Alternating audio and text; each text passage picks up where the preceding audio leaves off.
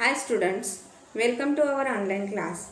Last lecture we studied the physical quantity, scalar quantity, vector quantity and the differentiation between mass and weight. Now we are going to study the standardized measurement, fundamental quantities, international system of units. So first of all we say what is standardized measurement. Suppose, take one example. Suppose we measure the length of the bench with the help of our span of the hand.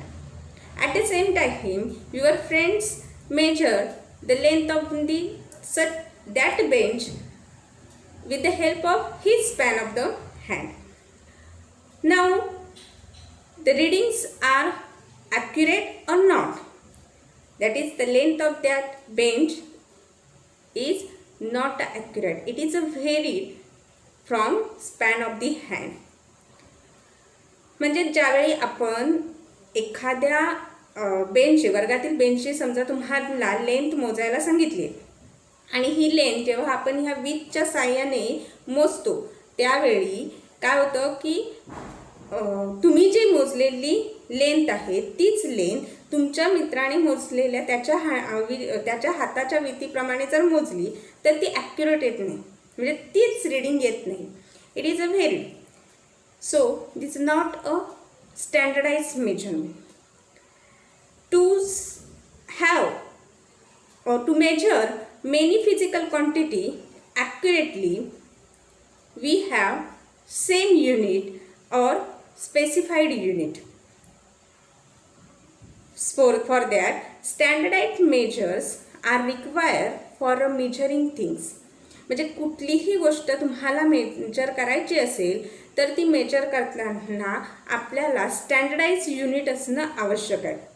Such a measurements or such a measures are called as the standards unit. Suppose, आता उदाहरणार्थ kilometre, metre हे standards unit आहेत.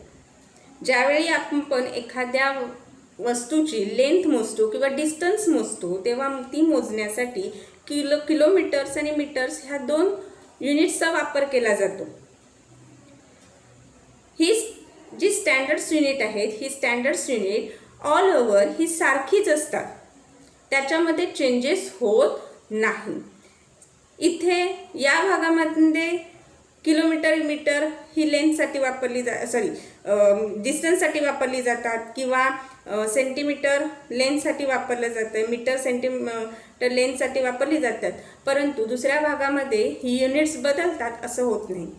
Standards युनिट्समध्ये ती same असणं गरजेचं आहे आणि ती सेम असतातच.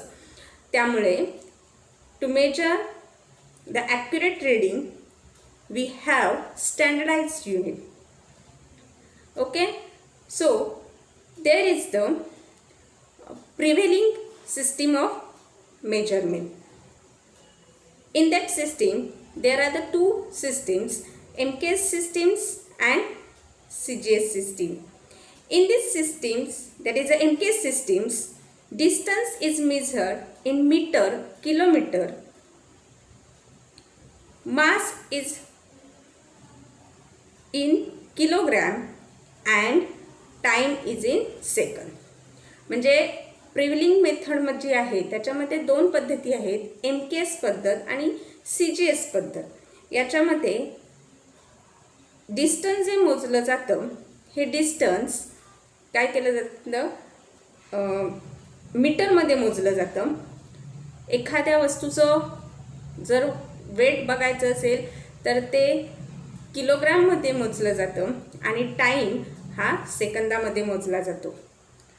At that time the CGS systems is also available in which the length is measured in centimeter, then mass is measured in gram and time is measured in second.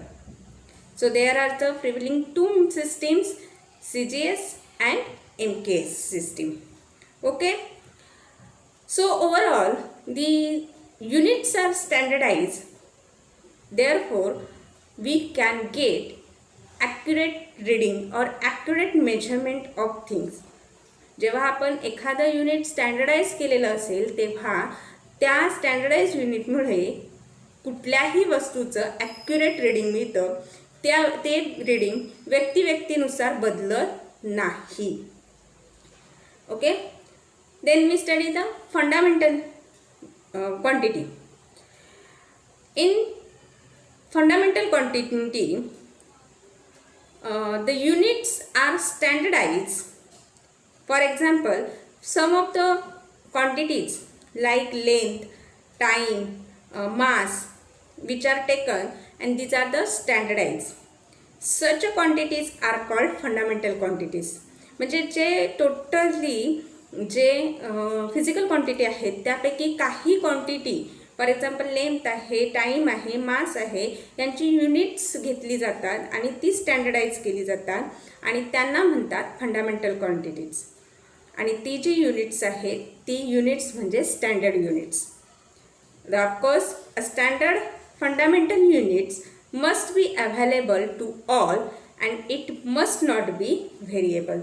म्हणजे ज्यावेळी ही standard जी fundamental quantities आहेत किंवा fundamental units जे आहेत ती सगळीकडे अवेलेबल झाली पाहिजेत आणि त्यांच्या जे युनिट्स आहेत त्यांच्यामध्ये व्हेरिएशन्स असता कामा नाही. So these are the fundamental quantities. म्हणजे फंडामेंटल क्वांटिटी म्हणजे थोडक्यात काय तर फिजिकल क्वांटिटीपैकी काही युनिट्स जे आहेत काही क्वांटिटी जे आहेत ते सिलेक्ट केल्या जातात.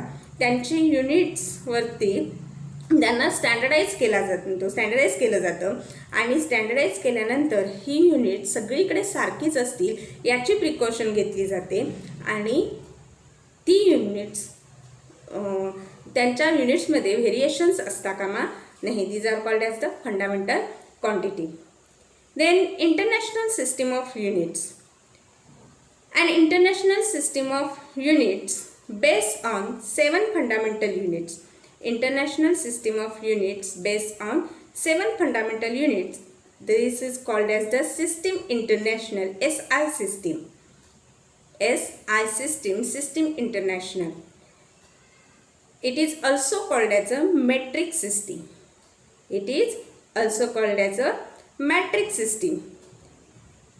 सपोज काही जी इंटरनॅशनल युनिट्स आहेत जी सगळीकडे म्हणजे ओव्हरऑल आंतरराष्ट्रीय भागामध्ये सुद्धा वापरली जातात अशी जी युनिट्स आहेत, for example length, mass, time, ह्या आंतरराष्ट्रीय भागामध्ये वापरली जाणारी युनिट्स जी आहेत ती सारखीच आहेत सगळीकडे.